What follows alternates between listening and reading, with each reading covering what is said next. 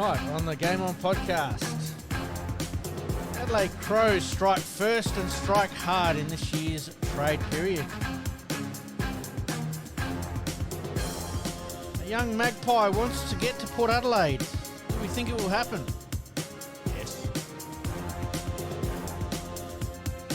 And the Panthers are the NRL premiers for 2024. All right, let's do this.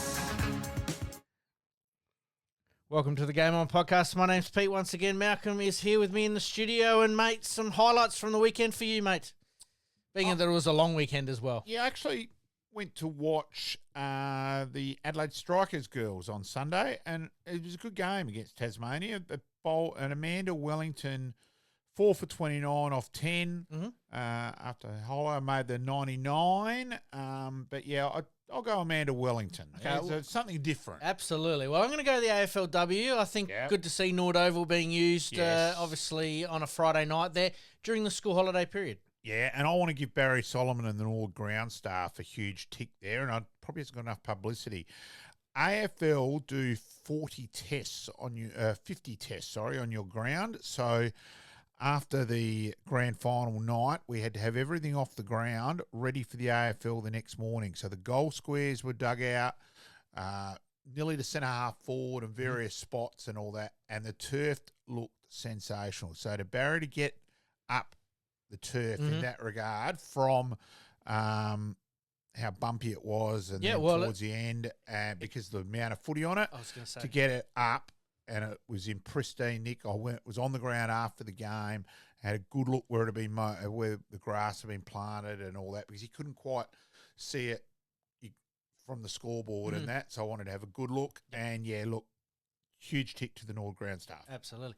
A lot of footy obviously played from local grand finals right through to obviously Nord training right up until obviously grand final week. And then they got on the Adelaide Oval and probably gave the Oval a little bit of rest. But you're right. I was looking at that Oval and going, hey, that actually did come up. So I'm glad you pointed that one out. All right, mate, let's get into Around the Grounds. Around the Grounds.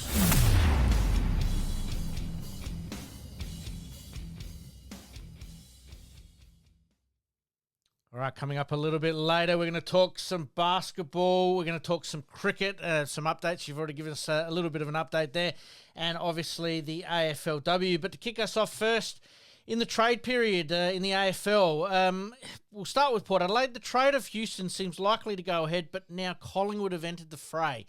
What are your thoughts on that? And is Carlton sort of hamstrung by the Camperali brothers as part of this trade period? I think they possibly are really there, and they've sort of made that commitment too. Whether that turns out to be a good commitment in a few years' time, we're going to have to wait and see. So, a little bit there. I've found it amusing reading it. People want just the best for their club and don't look at things with realism. And someone saying, we'll just swap him for Noble, and you're thinking, for goodness sake, he's a dual All-Australian, you clowns. Yep. And, things like that. I think it's still likely to go ahead, but it'll be dog eat dog. It'll go down to the wire. So in this case, I mean, even though Dan Houston sort of said, I want to get to Carlton, but is the preference to come back to Victoria or is it to go to a certain club? Yeah, because if it is to Carlton, then I reckon he stays at Port Adelaide next year. Or, this year coming. Or the next season. I agree with you there. Yep. But I think he's desperate to get back to Victoria. Right. So I still think. So does that mean North Melbourne is still in the I would say frame? so. And look, purely financially wise, North Melbourne's probably his biggest bickies. But if he wants to play in a Premiership side, either Collingwood or Carlton are obviously a bigger thing there. So Carlton's probably a little more in the window than what Collingwood are on the age factor for Collingwood. That's probably my argument there. Yeah.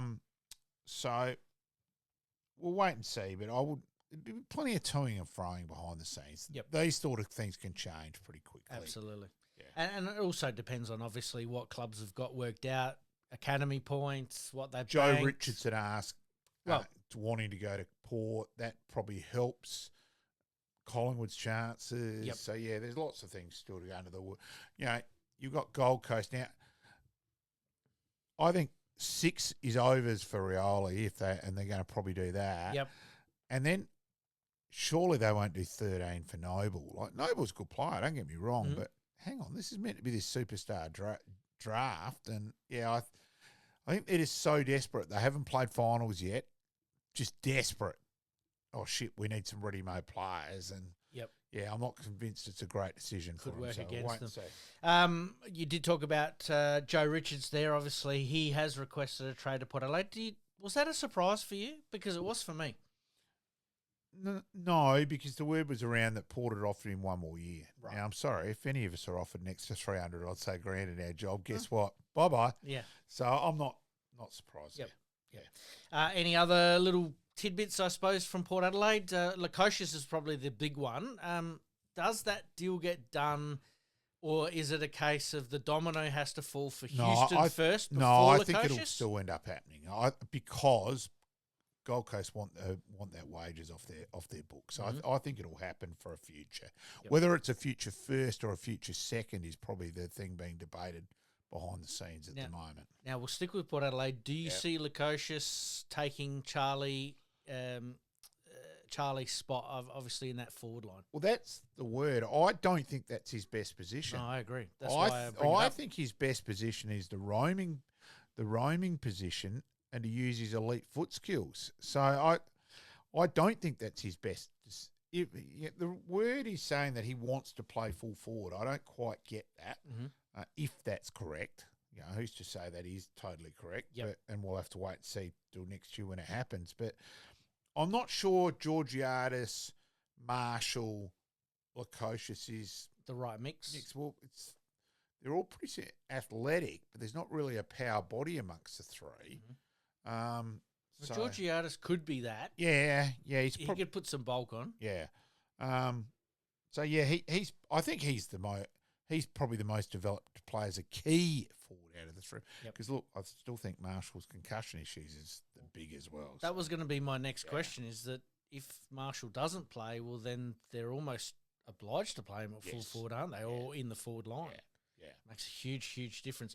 Yeah. I'm a bit like you. I'd rather have him up on the wing or off that half back line, or roaming that almost Matty Robin role for Adelaide. Exactly. I think similar players in that way. Yeah. Very interesting. We'll keep a bit of an eye on that one. All right, let's move on to Adelaide. So far, Adelaide have probably got the A+ as far as their trade period goes. Alex Neil-Bullen, Isaac Cumming and James Peatling have all requested trades to the Crows. Obviously, Isaac Cumming as a free agent is probably something that Adelaide really haven't done for the last couple of years, have they? Yeah, no, they needed to land either him or Perryman. And Port thought they had Perryman, and they've lost him to Collingwood in the 11th hour. So it's probably one there where Port are going to rue that as a miss. But then you don't know eventually that, therefore, their salary cap can be spread differently. So who knows what happens there in the future. They may get one where they wouldn't have been able to if Perryman was on the books. So we just got to wait and see there. But, it was important that Adelaide landed one. I think Neil-Bullen improves Adelaide. There's no doubt about that. Now, this is what I was going to ask you, is that where do you see him fitting in best, but also for the betterment of the team? Because I see him as that roving forward, which then frees up Isaac to play in the centre. So more midfield time. Yeah, no, I'm sure that's the position he's been earmarked for in that way. And look, the fact Adelaide have positioned with Lockie Murphy for so long, that's a major upgrade. Yep. Before we move on from Port Adelaide and Adelaide, we're going to talk a little bit more about Adelaide in a second. But before we move on, obviously Club Best and Fairest were held. Port Adelaide's Zach Butters obviously taking out the what would it be, John Cale medal, I reckon. Yes, just from Jason Horne-Francis, which is where we sort of thought it was going to fall anyway. And then Adelaide conversely had first time in their history joint winners, which I thought was a good result in the end. I thought it would have been Dawson just over Key, so they are. Out of that. So. Now, Keys obviously recruited to Brisbane. Was sort of stuck in that line behind a few very, very good players at the time. Come to Adelaide, took a little while to find his feet, but now I think they found a bit of a role for him. Yeah, also he's got his elite fitness level, so he's consistently running well over 15 Ks each, which is pretty incredible that he's playing mainly as that roaming forward, Yep. but running so much. So Yep. his ability to get to a contest so often. Well, that helps Adelaide defensively, doesn't Yes, it? Really, as far as him being able to be that extra back if needed, and And I think obviously extra forward. him and Neil Bullen there does help Adelaide in that way. They're going to be better again defensively, which you need to be.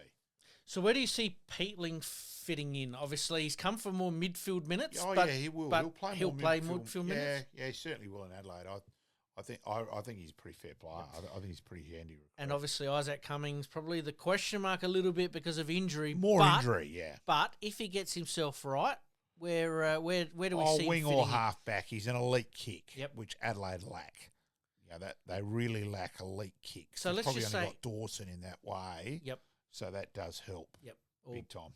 Fogarty's pretty deadly. But Yeah, but that's more but upfield to have a shot. Yep, exactly right. So then, where do you see Adelaide as far as their wings go? Because I thought Lockie Scholl was starting to show some promise.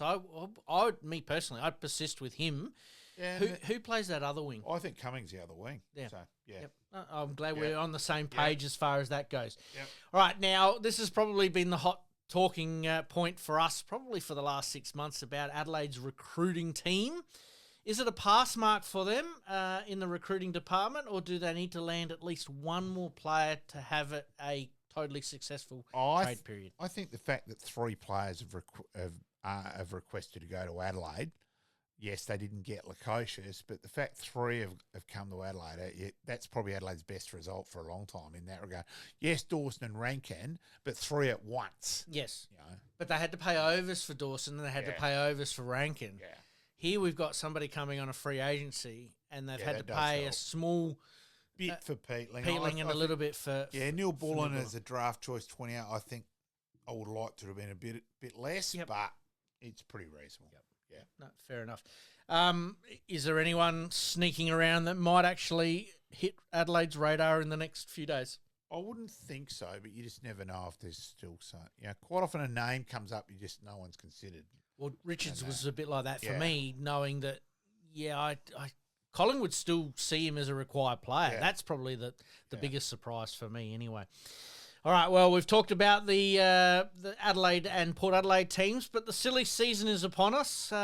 Who's the big domino to fall? Is it Bailey Smith? Is it Dan Houston? Is it Clayton Oliver? Probably those two. Look, I still think Oliver will end up staying at Melbourne. I just don't think there's enough. I think there's too much money and then can't really get the years. Yep. Can't get the draft choices back. I can't see them landing Bailey and Oliver with whatever draft capital. But I know Geelong are the masters that are accomplishing things. Yep. But Oliver's really going to only be if Melbourne go, stuff it, this is too hard. Yep. And they're not indicating that yet. Mm-hmm. So, yeah. I know we've moved on from Adelaide and Port Adelaide, but is this the kind of player that Adelaide could potentially pick up?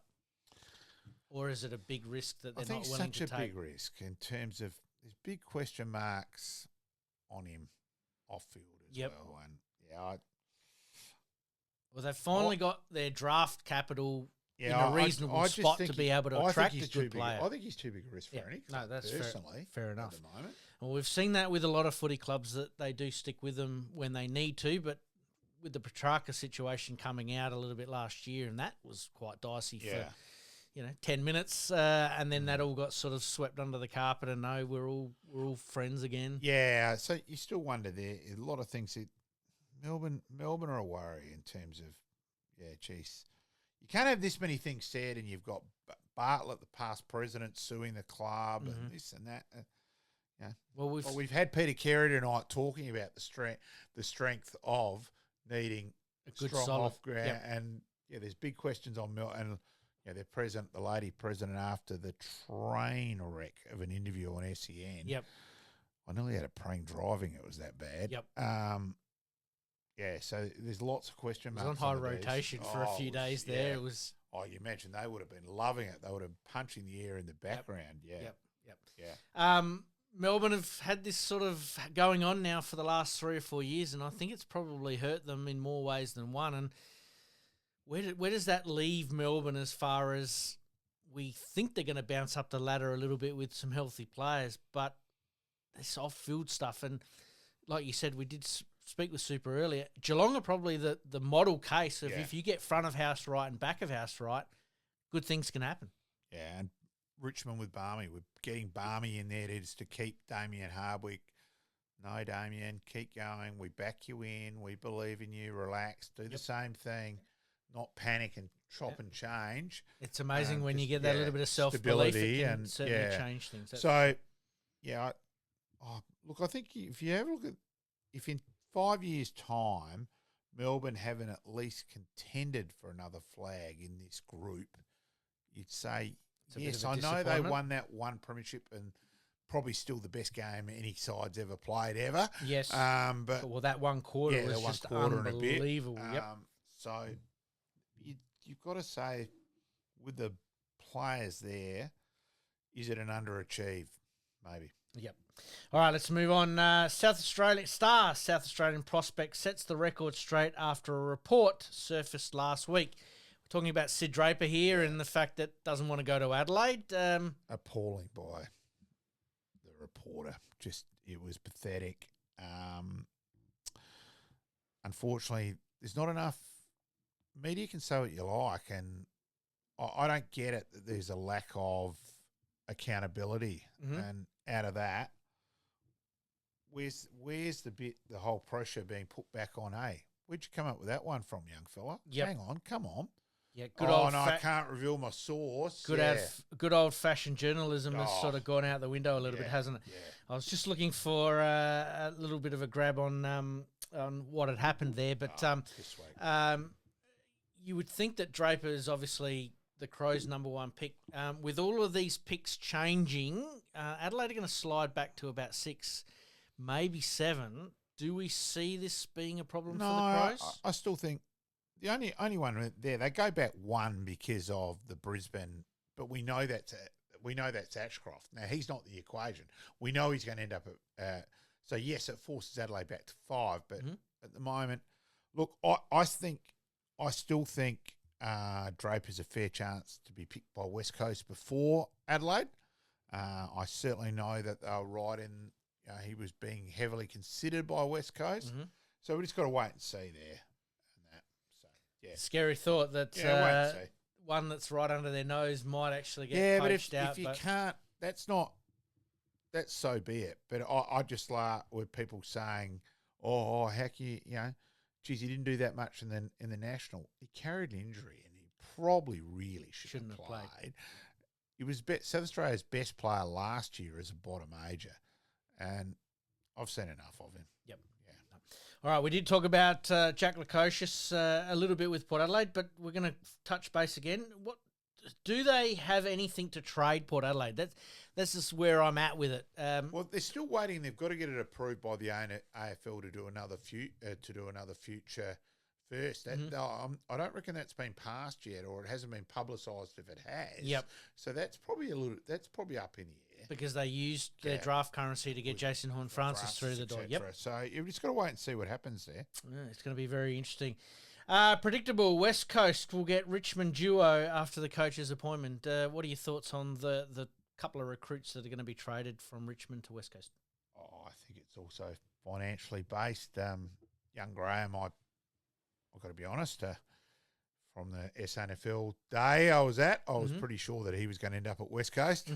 So you would have bet your last dollar on it? Yeah, I would have been quite happily taken. I would have very happily taken odds. Yep. For the conversation at that day. Yes. Day and that. So, good luck to him in that way and that. And yeah, look, I know why there's a relationship with McWalter and the Richmond boys, but I think they're probably going to end up there anyway with just what they've been offered financially. Now, before we move on with these trade period times and compensation picks, what are your thoughts on compensation pick? Because from the outside, it looks like a bit of a mess as far as how it goes. Is it a case of that the first round of the draft should not be compromised with these compensations? I think it's just ridiculous. I'm sorry. Josh Battle, if I'm a St Kilda supporter and I'm going to get draft choice 8 for Josh Battle, I would have driven him to Hawthorn myself. Yep. Like That's an IKEA start the car moment, isn't it? Massively. Yep. He's a reasonable player, look, and all that. But, geez, you're a chance to draft a couple of superstar midfielders for that. That's for me is a huge win for St Kilda. Yeah, absolutely. Who else can get involved? Obviously, there with North Melbourne, West Coast, to make that. Who knows? Who knows what North Melbourne and West Coast are offering, and then suddenly, if that did get changed, that changes everything. Yep. So we just got to wait and see. Do we see that happening a little bit more towards the Tasmanian entry into the? Yeah, I think more so than now. I wouldn't be giving away those choices now. I think that'd be crazy. Yep. So yeah, it's going to be an interesting one. All right, mate, let's move on to the NRL. We don't normally have it this early in the show, but it was a historical grand final night with the Penrith Panthers securing a 4th NRL premiership. It's clear to say it's a dynasty. Oh, no doubt about that whatsoever. And, controversial call. Everyone's still debating. I've heard both sides of the camp, and, Oh, look. So, obviously, they have video refereeing that potentially could have fixed this, but it was still in debate. Still in debate. Yep. I'm sorry, what's the old bit of, umpire's decision? And, we don't seem to be able to accept umpire's decision in sport anymore. Is that because of the technology that's available? I think it is. So it's sort of a... Yeah, it's a domino. It's a double-edged sword, isn't it? Yeah, it is, and I just think it goes overboard. Yep. What are your thoughts on the NRL Grand Final? Because it was a bit of a tight tussle, but as far as a spectacle goes, it probably didn't live up to everything that everyone would have wanted. It was more the workmanlike win. The side, they did what they had to do to get them over the line. It was more that side of things. Yep.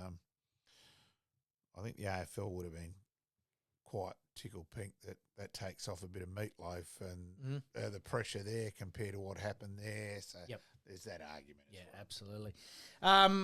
One last thing on the NRL. Do we find it a little bit of a concern that the stadium wasn't completely filled for an NRL Grand Final? Oh, I think it is a massive concern. It's, very surprising. Is that a case of ticket pricing? Long weekend? Although it's traditionally on a long weekend, well, surely a long weekend helps. Surely it means Melbourne Storm, you can go up as a Melbourne Storm supporter, drive back the next day, don't have to leave too early in the morning, that sort of thing. So I would have thought that would have helped. Yep. So, that was going to be my next part, was because it was Melbourne. Do you think maybe that was part of the reason?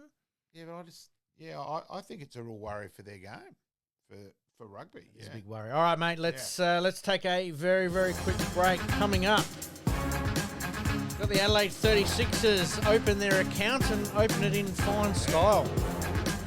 Yeah. And the AFLW, the Crows getting off to a pretty good start at Nord Oval and finishing it off. And Port Adelaide just getting over the line in the end against the West Coast Eagles over in Perth.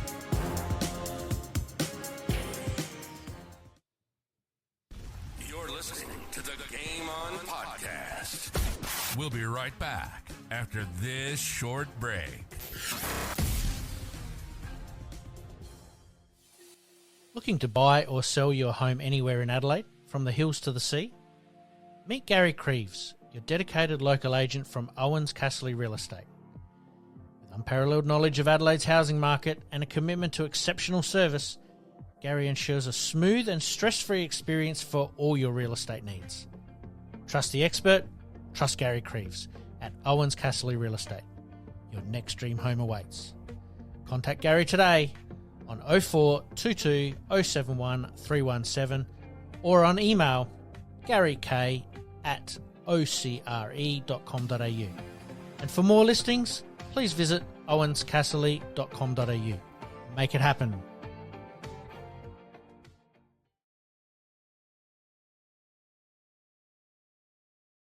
All right, once again, we thank our sponsors for helping us out and bringing this episode to you in Gary KRIEVS at OUWENS CASSERLY Real Estate. And a little bit later on, we've got Roger Steen Crash Repairs. Thank you to Gary. And thank you to Gary and Craig. Yep. Absolutely. All right, mate, we move on. The Adelaide 36ers open up their account with a win on Thursday night against the Southeast Melbourne Phoenix by 10 points. Yeah, they did what they had to in that game and got over the line, and it was It was probably good for them to be back home too. Yeah, just did that, did enough, because Phoenix are on the bottom and convincingly on the bottom, by the way. Yes.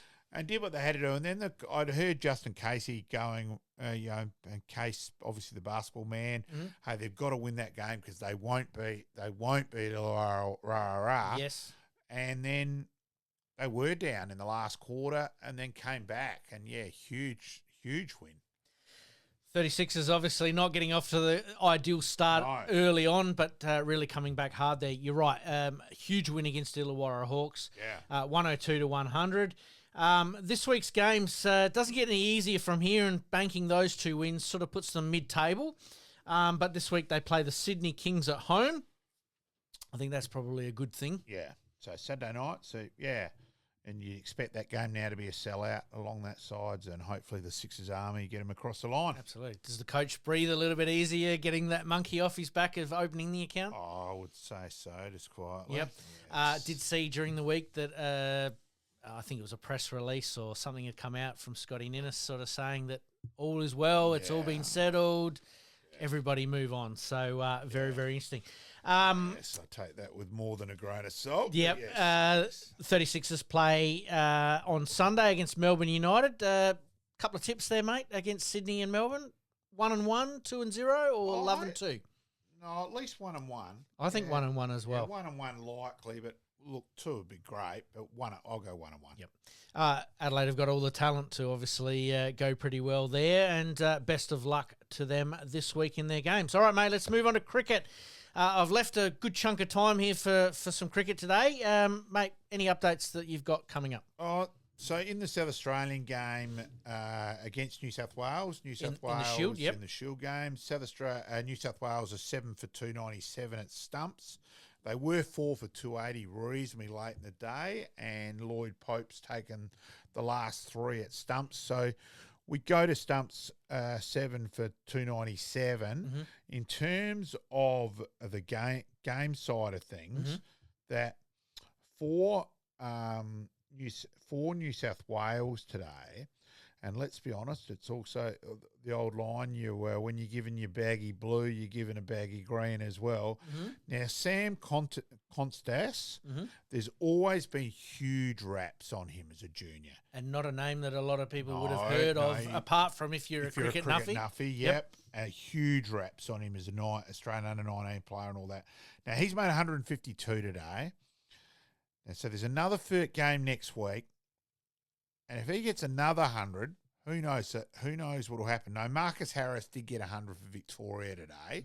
So that probably helps him because Bancroft got out first ball of the game. Remarkably, Michael Nessa was on a hat-trick for the 3rd ball of the Shield season for Queensland, but WA have steadied and have ended up. Every game has actually got reasonably similar scores at the end of the day. Yep. So New South Wales 7 for 297. In Victoria 7 for 330 against Tasmania, with Marcus Harris and Peter Hanscom making hundreds. So Marcus Harris 143, Peter Hanscom 129 in that. And WA, after being 2 for none after 2 balls, so you're probably in a little bit of trouble. You're probably not expecting batting number 4 to be walking out to face the 3rd ball of the game. No. At stumps, they are 7 for 319. Sam Whiteman, I think he's the other dark horse. Smokey? He's made 102. No one to occupy the crease. Been pretty consistent now for a fair while. Josh Inglis came back and made 100. So there. So as I said, every game reasonably similarly placed at stumps. Yep. Female-wise, just before we move on from that, it seems like we've got some good players in some good form scoring runs in the Shield season, which I don't think we've sort of seen early on in a Shield season for too long. They're actually big scores for Shield games. That's what I'm saying, yeah. So it's going to be interesting now to see another round to see what happens, because I don't think Steve Smith will open again. So that suddenly puts it there, and then it's either Marsh or Green. Green being injured at the moment as well probably That's a makes question that mark. a little bit easy, potentially Yep. easier there. So I think to play India, that will likely go back to Smith batting at 4. Yep. So out of there.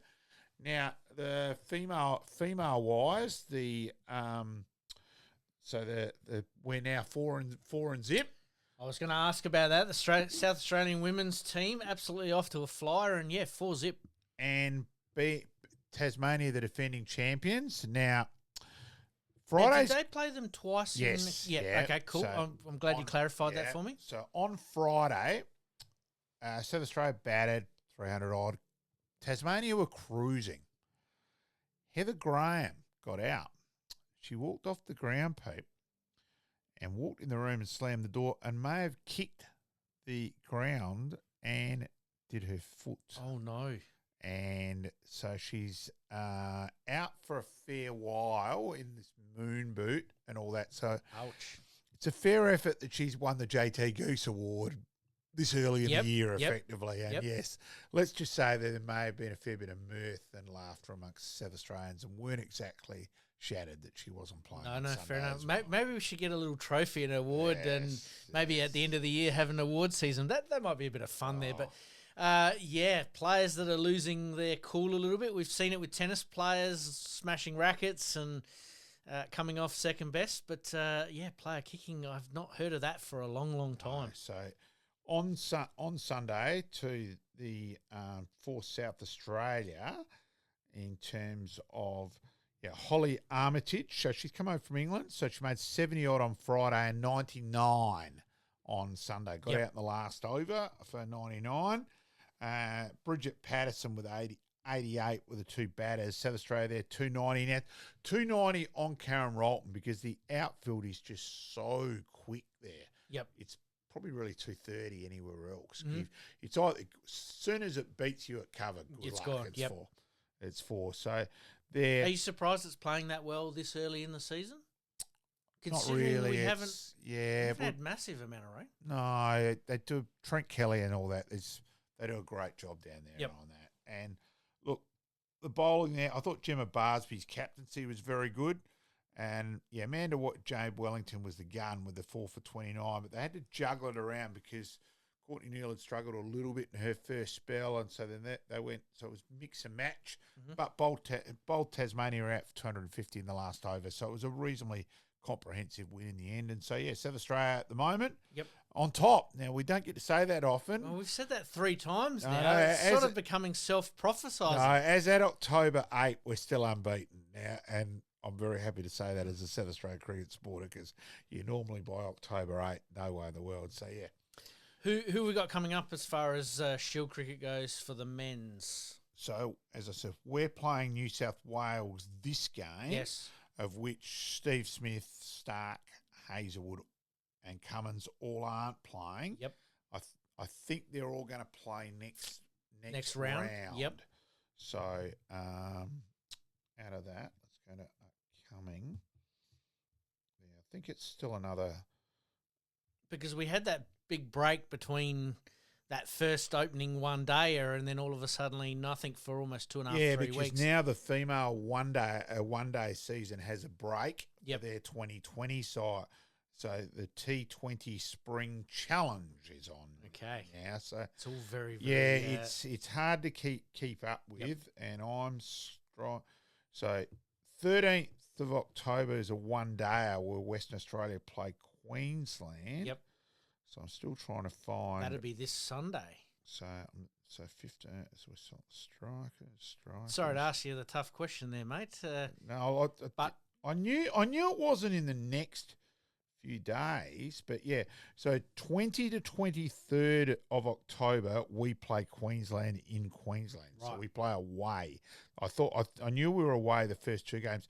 That's at Allen Border field. Well, fingers crossed. Yes. We remain on top. Yeah.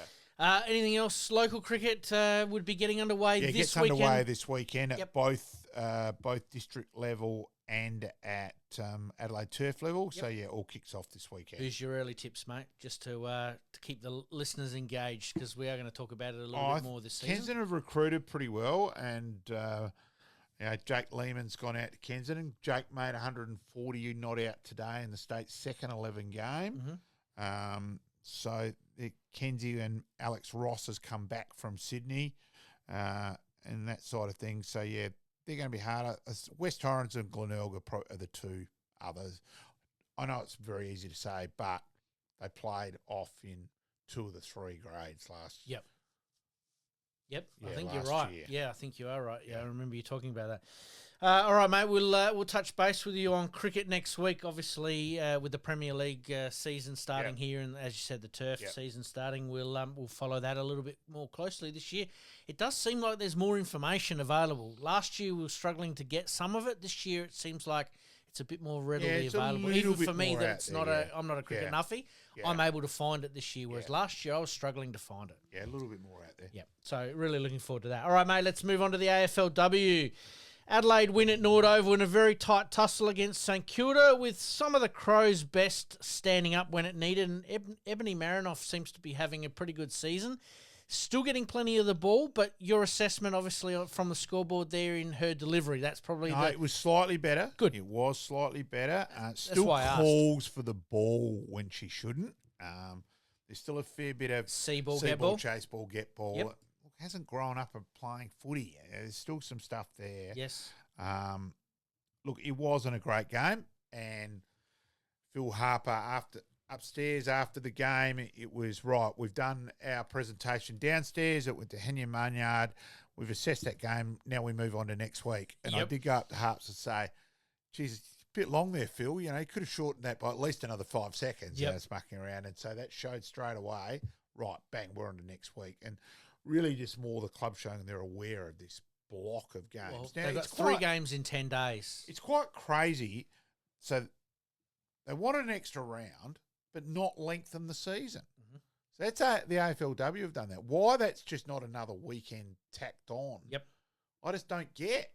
It's not like, we're in cricket season now anyway. So what's the difference?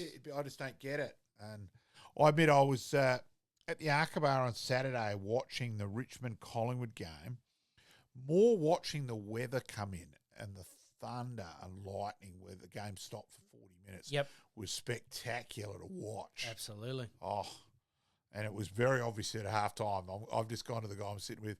I reckon they'll have a break now for lightning. He goes, do they do that? I said, they're going to do that in this one. Absolutely. Yeah. Let's stay with the AFLW before we talk about Adelaide and Port Adelaide specifically. But it sounds like from AFL House there could be a change in the timing of the season again. Yeah. We've talked about it almost ad nauseum at stages. What are your thoughts, mate? I know what you're going to say, but I know what I think. Where do you think? I don't know what they're going to do now. Are they going to admit, we got it wrong? AFL aren't known for those words. No. So they're a bit like Fonzie out of Happy Days. Well, we're wrong. So I'm not sure. I mean, we've made it known that we think that in the preseason as the entree to the main course would be perfect. I know the weather and all that, but surely, yes, there's got to be a bit of flexibility there for the games, mainly at night, all that.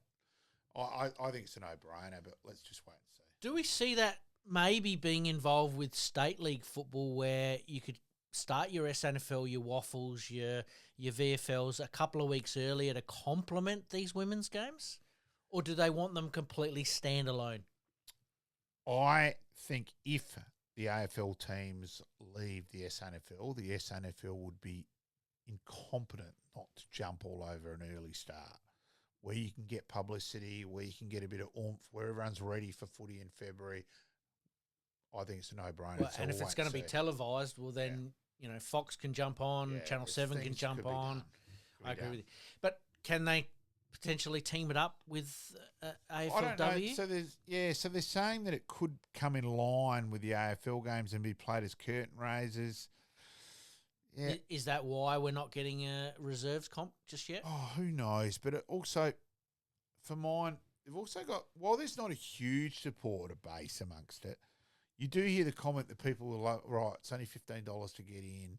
So what are they going to do? They're going to do an AFL. If they're going to do an AFL, they're going to operate a spot where only you go in for that.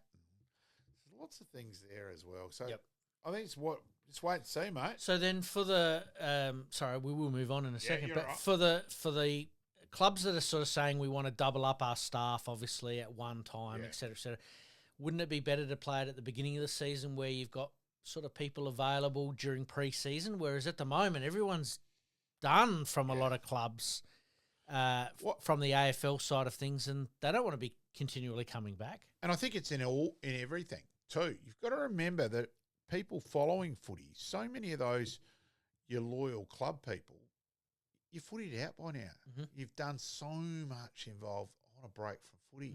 And again, I know it's said it last week, whatever, but you don't finish and The main your movie meal, before you watch it. whatever, Yep. main meal, whatever, etc. It's just, Yep.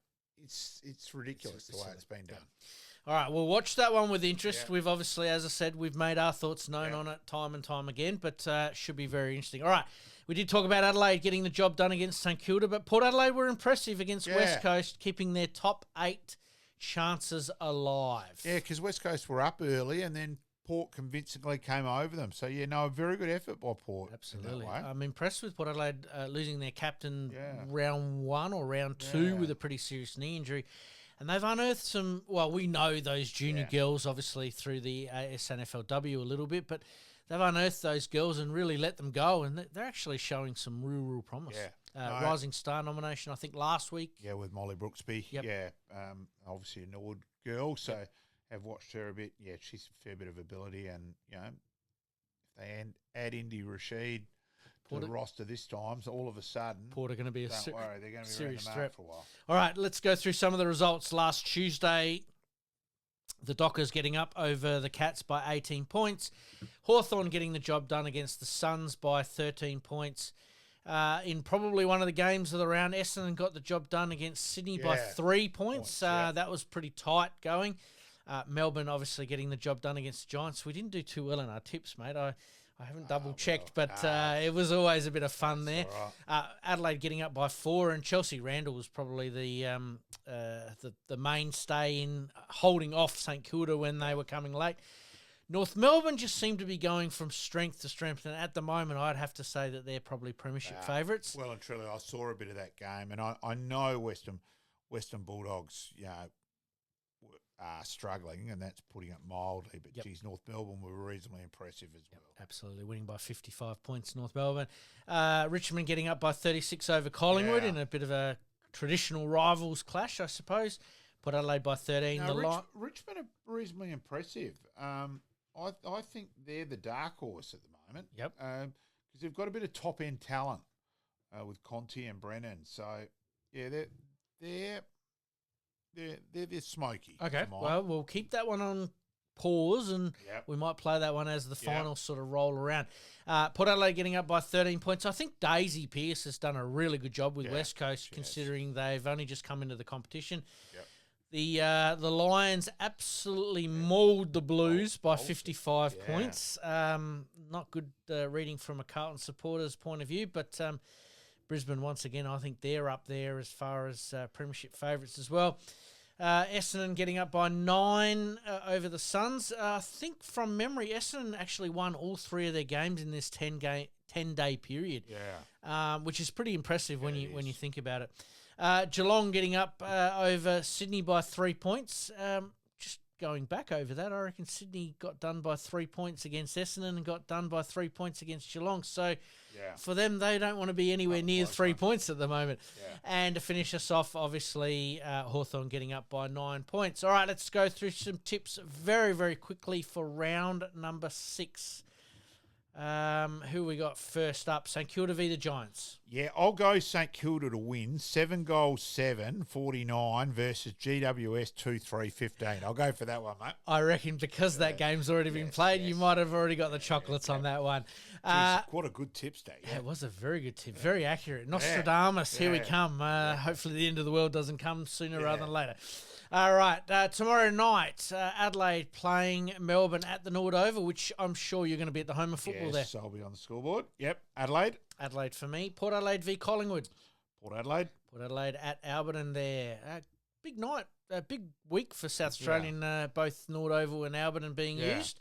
Yep. Obviously, school holiday time, so trying to cash in a little bit on that. The Bulldogs v Essendon. Essendon for me. Hawthorn v the West Coast Eagles. Hawthorn. Richmond v the Cats. Richmond for me. The Lions v the Suns. Lions. Ooh, that's going to be a good Q clash, that one up there, but Lions for me. The Dockers v the Blues. Dockers for me. North Melbourne v Sydney. Roos for me there. St Kilda v Melbourne. St Kilda. And the Giants v Adelaide to finish off these 10-game stretches. Adelaide for me as well. All right, mate, let's take a very, very quick break. But coming up on Friday, Peter Carey, we've got on the screen here part 2, but it's actually part 1. And Greg Quinn, part 2. Really looking forward to hearing those guys talk. Oh, look, Peter Carey was He was fantastic, wasn't he? He was. Really enjoyable. Absolutely. You're listening to the Game On Podcast. We'll be right back after this short break.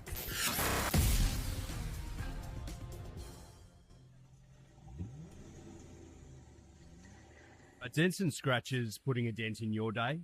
Introducing Roger Steen Crash Repairs Adelaide, your trusted solution for automotive woes. With over 2 decades of expertise, Roger Steen Crash Repairs guarantees top-notch service, restoring your vehicle to its former glory in no time. From minor dings to major collisions, our skilled technicians handle it all with precision and care, using state-of-the-art equipment and techniques.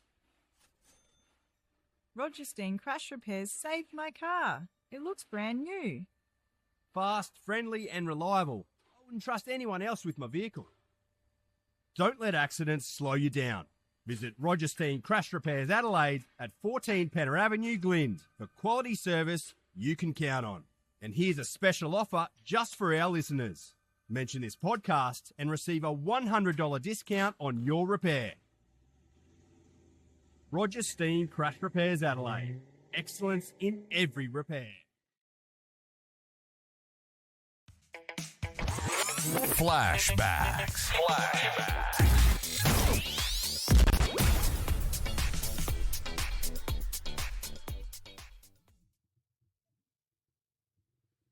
All right, now flashbacks today in lieu of our special guest that was on a little bit earlier. We're going to talk about footballing dynasties over the next couple of weeks with some of our flashbacks, but we thought it was only appropriate that we play the 1985 and 1986 Glenelg Premierships. They're back-to-back. Yep. Really looking forward to that. In honour of Super. Absolutely. All right, sit back, relax, and enjoy. 1985 Grand Final. A packed house, 50,000 people plus. A perfect day for football. Henwood in there against Redden. The umpire has picked up a free kick immediately. And it's the Bays, I think, to go into attack through Stringer. Kernahan 4 against Weldy 23. Good tap down to McDermott. Allen Stringer. Maynard. Simons wants it, but it's going in towards Gardon. Big fella up. Simons going to get the crumbs. Ducks one tackle. Slips it out. Coughing. Ought to be a goal. Open goal coming up. Fine shot. Beautiful handball. Copping's first. Robertson. Oh, he's made a mess of this. He's down in trouble again. Tunnel balls it out. But it was straight back to Luthi. Seabohm. The double play. Back to Luthi. Now Maynard. And he puts it up for McGuinness centre field. He's recovered from that injury, McGuinness. Here's a go. Tony Hall's under the ball. And he's got it at left half forward flank. Gee, North Adelaide had the chance, but it's going straight back the other end. Maynard plays on, straight through the centre. First goal to Maynard with his 11th kick. One of the best kicks in South Australia. The agony of coaching. David Marshall, 182 senior games towards the lake end. Nice looking drop, punt, going to struggle for distance. Right on the line, it could be touched. Good in! Oh, what a goal! If it'll be, that is, what a mark. Big pack in the square. Let's have a look at it again. How did he ever mark that? Surrounded by North. Henwood happy. Peter Carey, over 300 games. The only player in the side to have played in a previous premiership in 1973. in which Studley Corns was also a member and kicked a memorable goal that won the game for the Bays. Everyone excited. Good luck to Glenelg. They worked hard all day. And from coach right through to player number 20, I think they're entitled to be proud of all players. Extra time. Big finish.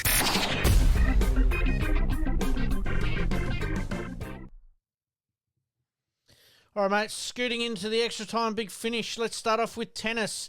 Alana Tomljanovic has broken back into the top 100 after her win in Hong Kong, and the first title since 2023. So I know she's had some injuries along the way.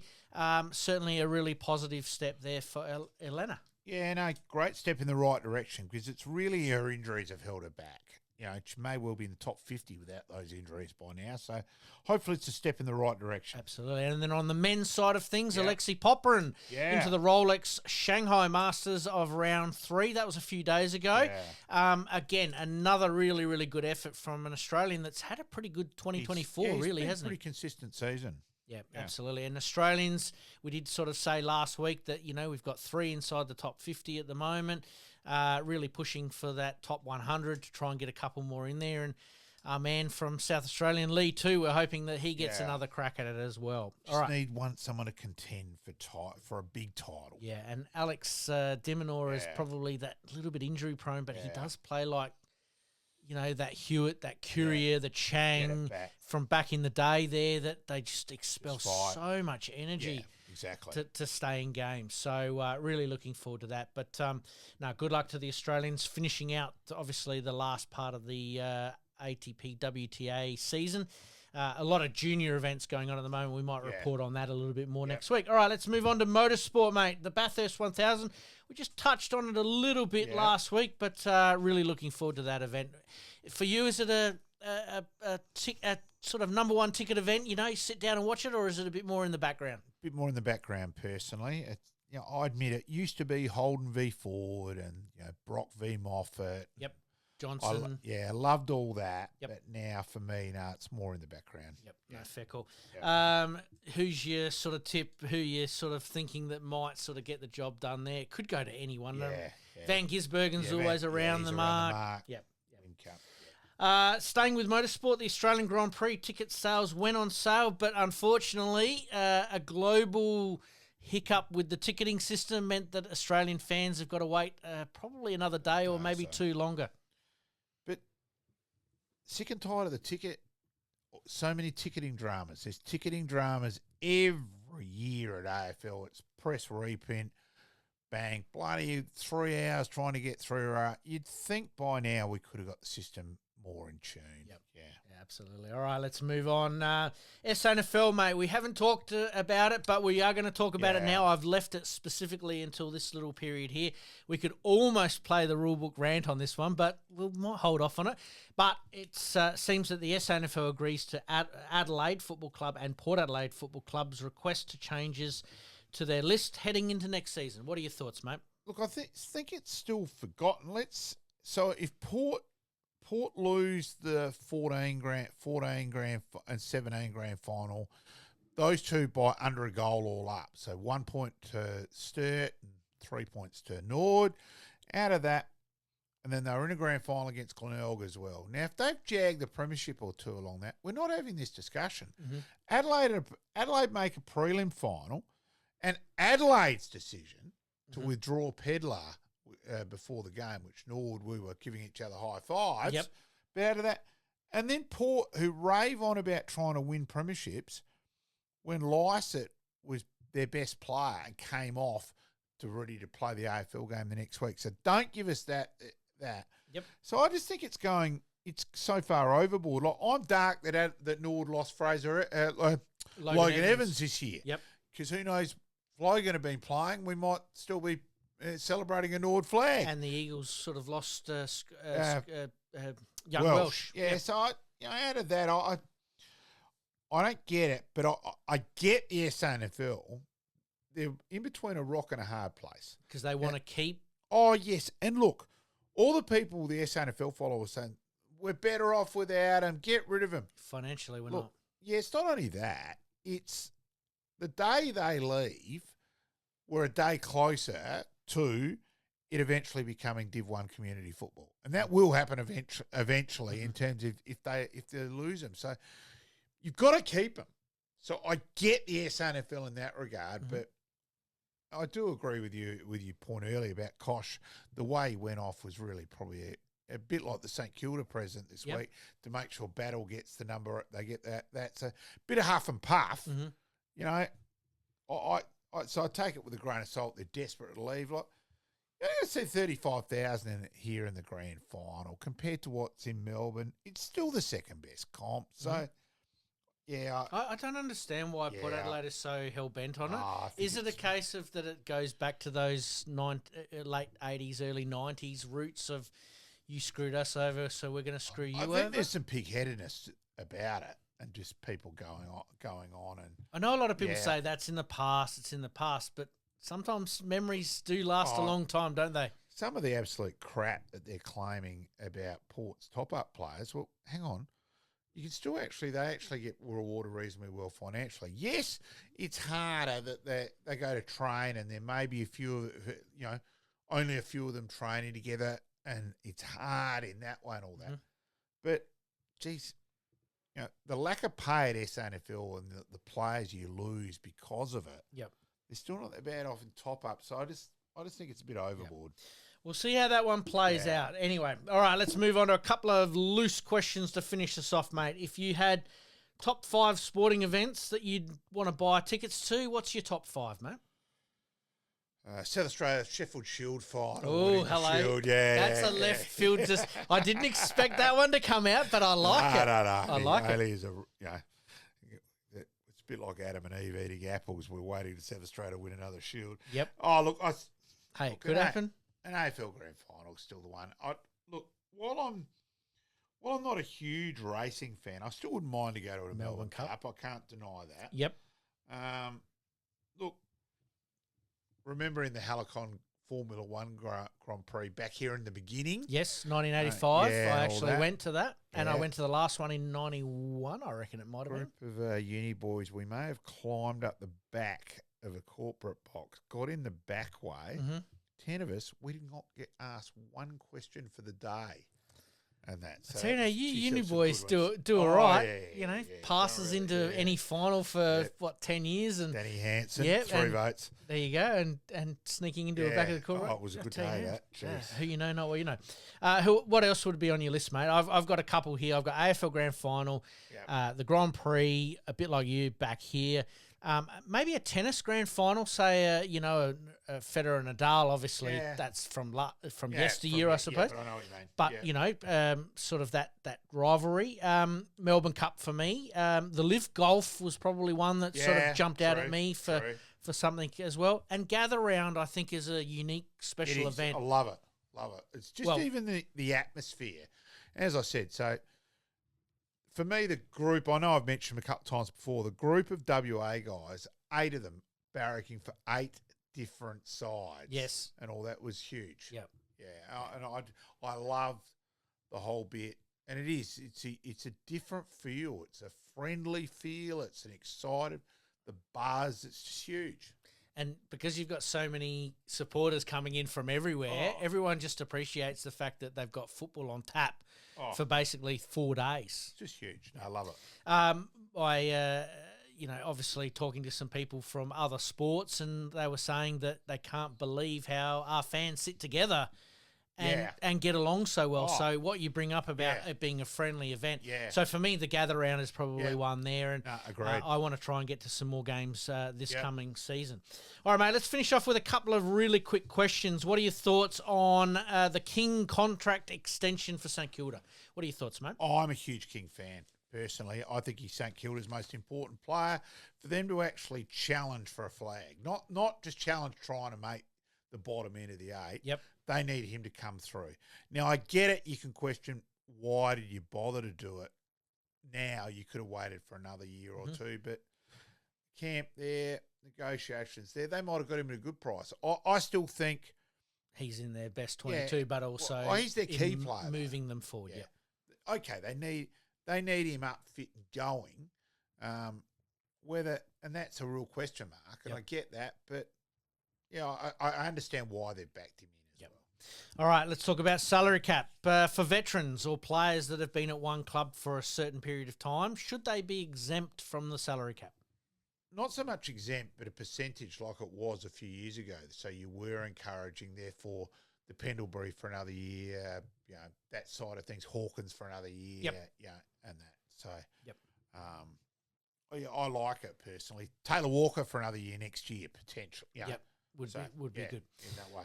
Hawthorn duo cancel an event last minute because of last minute sickness, in inverted commas, after the B&F night the night before. Average.